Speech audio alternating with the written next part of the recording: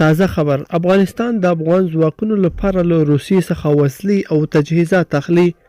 دښمن ته څنګه دغه بد خبر دی؟ روسیې کې افغان سفیر د دغو تجهیزاتو په اړه څه ویلي دي؟ جزئیات په دې ویډیو کې را سره وګورئ او چینل سبسکرایب کړئ. لیدونکو السلام علیکم، ستړي مشئ.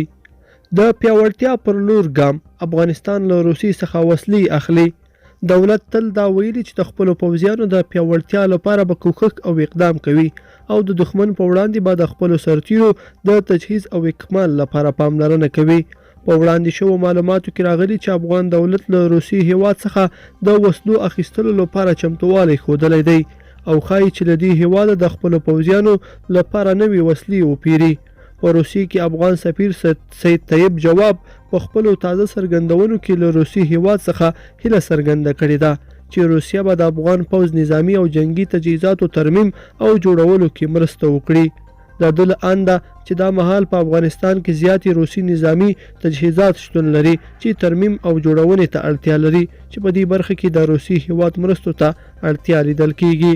د هغه په خبره ښایي افغان دولت د اړتیا په صورت کې له روسي هیواد څخه نوې ویلې هم وپیري او دې کار کولو ته هم تیار دی. د افغان پوځ اوسنی حالت: افغان پوځ که څه هم ځوان او نوی پوځ دی خو دوی د تجهیز او نړیوالې ټولنې د ملاتړ له کبله ښایي د سیمې په کچه په بدو حالاتو کې یو پیاوړی پوځ وي. افغان پوځ چې یوه برخه کې د ناټو، امریکا او یوه اندازه یې په روسي وسلو سمبال دی، دا مهال هر سرتیری له خطر او جګړې سره مخ دی، خو بیا هم څومره چې اړتیا ده افغان پوځیانو د جګړې ډګر کې خپله بریا حفظ کړې ده. تر اوسه پورې امریکا، ناټو او نورو متحدینو تر راتلونکو کلونو پورې د افغان د پیاوړتیا او مرستو ټټر وهلی او ویلي دي چې د ترهګرو او نورو ډلو په وړاندې د امریکایي او ناټو سرتیرو په وتلو سره د افغان پوځیانو مرسته او لاسنیوی کوي. لیدونکو په دې هیله چې دا مطلب به مو تر پایه لیدلی وي. که مو دغه ویډیو خوښه شوې ویډیو لایک کړئ، د سره او چینل سبسکرایب کړئ. تر بیا ښه وخت.